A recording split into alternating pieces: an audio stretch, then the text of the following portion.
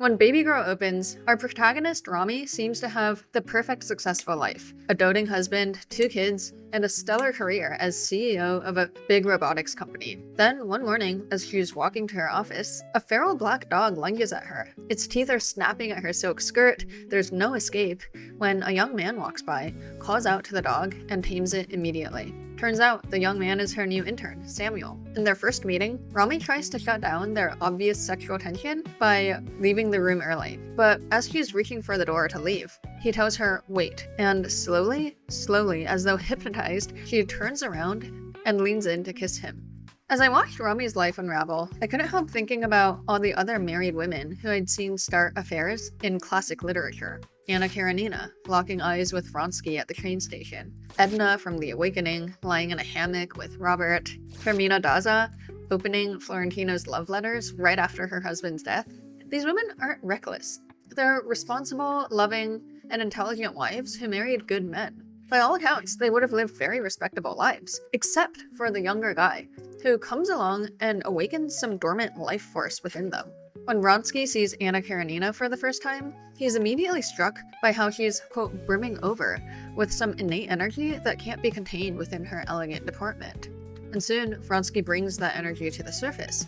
Anna's face shines with, quote, irrepressible delight whenever she sees him, even as she verbally begs him to leave her alone. Similarly, Edna's friend senses within Edna a certain romantic sensibility that would predispose her to fall in love with Robert, despite the fact that he has a very stable, loving husband, and tries to warn them both, but to no avail. Edna and Robert fall in love anyway.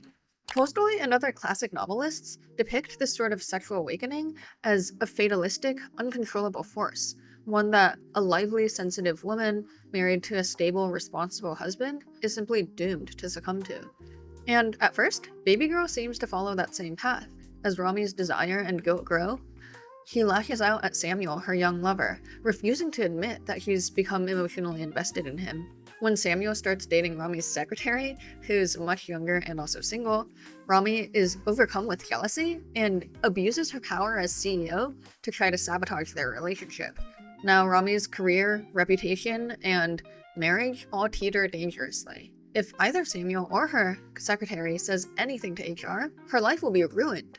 And in one scene, as she's confronted with this possibility of just everything falling apart, there's this strange glint in her eyes. You can see that on some level, she's actually excited by the possibility of just throwing it all away, of freeing herself completely from the weight of her responsibilities and reputation. And, I mean, that's kind of what all the classic heroines do.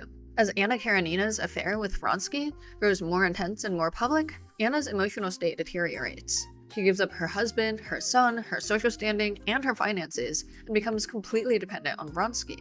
She becomes increasingly paranoid that Vronsky, who's, completely financially free, is eyeing other girls. She's aware that her paranoid jealousy is making her unlovable to Vronsky, and thus pushing him away, yet she's unable to return to being her lively former self that had so captivated Vronsky, and resentful that it was Vronsky's love that caused her to unravel in this way in the first place. So Anna pulls the final lever that she has remaining. Though Vronsky may not love her enough to keep her happy while she's with him, she knows that he'll be devastated if she dies, and so she jumps in front of a train. Anna's suicide is a final, desperate act of control in a life where she's lost all agency. Her love for Vronsky consumes her every decision.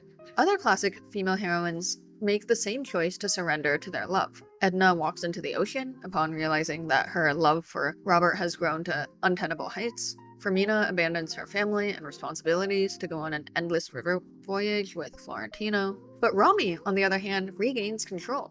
Romy stops seeing Samuel. She reconciles with her secretary, and when a board member tries to threaten her about her affair with Samuel, she forces him to just shut the fuck up.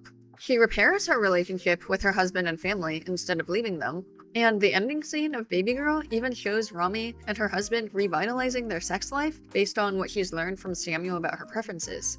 So Babygirl is radical, because while Romy certainly suffers and struggles for her desires, ultimately she's able to master them and redeem herself. She turns her affair into a catalyst for self-understanding and to build a more honest and sexually fulfilling marriage with her husband. If patriarchy's core failing is that it denies women agency and complexity, then Babygirl's portrayal of infidelity and sexual awakening may actually be the most feminist of all.